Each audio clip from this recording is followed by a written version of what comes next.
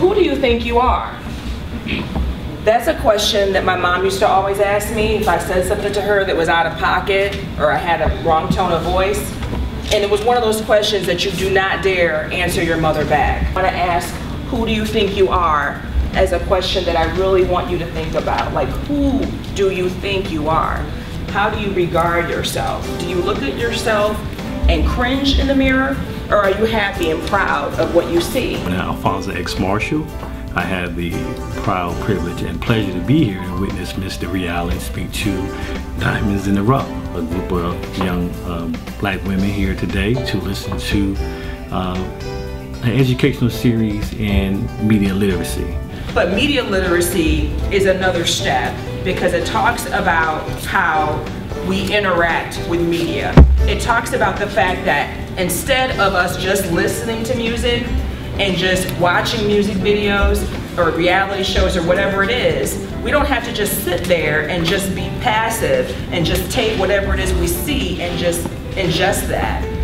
Black children use more of this media and more of TV than other races and other ethnicities. So we have the most vested interest in becoming media literate and be creators of media, learning how to actually create videos. She spoke on behalf of what's going on in our community when it comes to the news, the music, the media, and advertisement.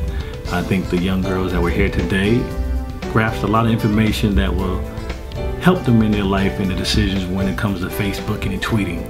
To know that what they put out there on the internet and in society as a whole may come back to them in a negative manner. You gotta keep on saying, I'm a valuable person. You have to keep on saying, I'm lovable, I'm smart enough, I can do whatever I need to do. You have to keep on saying that in order for it to really sink in. So having her here today to speak on behalf of all what's going on in this world was very inspirational, and I think the takeaway for the girls will be that their life is just enough. You can't think the negative stuff while you're thinking the positive stuff. You can't. Bring out all of these different things that I call jam. We're going to jam. We're going to talk about journaling. We're going to talk about affirmations. And we're going to talk about minding your media. This is one more very important thing about the affirmations. You need to say them out loud. You can write them all day long. You can write a book like me. But it won't mean as much if you don't actually say it out loud. So I just want you to say this one time with me. I can do whatever I need to do.